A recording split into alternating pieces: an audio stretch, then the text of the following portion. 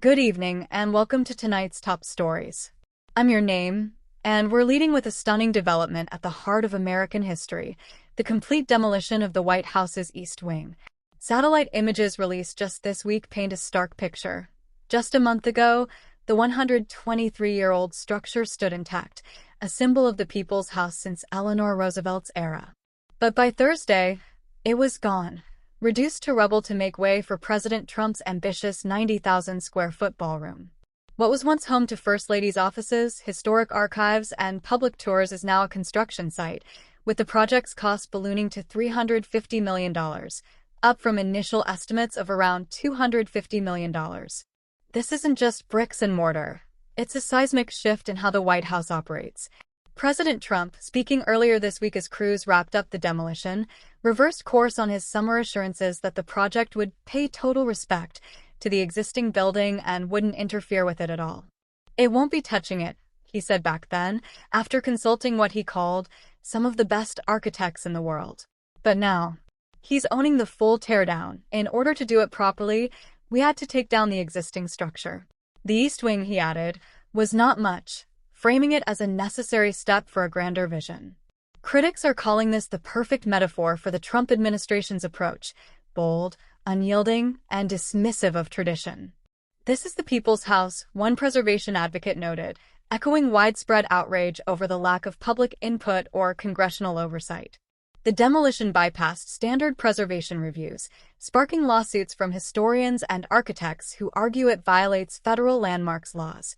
And it's not just about the wrecking ball, it's the symbolism. Our founders designed the White House to be humble, a modest residence for the head of state, not a gilded palace. That's why visitors often remark how much smaller it feels than expected. No sprawling opulence, no golden-crusted excess until, well, recently.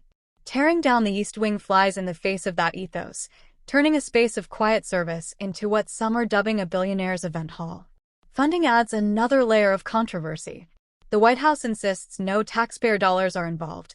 It's all private donors, including heavy hitters like Comcast, the parent company of MSNBC. President Trump has pledged some of his own money, but experts warn that when corporations and billionaires foot the bill without transparency, accountability vanishes. Those folks are going to want something for giving money to that house. As one analyst put it, potentially favors, access, or influence in a second term already accused of eroding checks and balances. Senator Elizabeth Warren has launched an investigation into the donor list and approval process, demanding answers on whether this is payback for campaign support. Even the practical side raises eyebrows. Sure, state dinners have long relied on porta-potties for overflow crowds, decked-out ones, mind you, but still temporary fixes that clash with evening gowns and diplomacy. A proper ballroom might solve that, as former National Archives head Colleen Shogan acknowledged in recent interviews. She's dedicated her career to preserving our history, but was fired by the administration earlier this year. "Maybe the construction isn't the craziest idea," she said, noting the awkward logistics of current events. But her real concern? The process.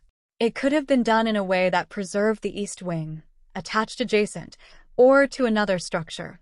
Instead, it's a consensus-free bulldoze, skipping the democratic deliberations that lead to better outcomes, much like legislation or policy in a functioning republic. Supporters, of course, see it differently. A modern upgrade to host world leaders in style, continuing a proud presidential legacy of renovations, as the White House put it in a statement dismissing critics as unhinged leftists. But on social media, the backlash is fierce. From ex-users decrying it as the destruction of our heritage to calls for GOP oversight. One post summed it up: bulldozers are chewing into the East Wing. The People's House is becoming a wedding venue. As construction ramps up, questions linger. Will this ballroom truly enhance the White House or scar it forever? We'll keep tracking the lawsuits, the donors, and the debates. For now, it's a reminder that even our most sacred spaces aren't immune to the wrecking ball. That's all for this segment. Up next, the latest on Capitol Hill. Stay with us.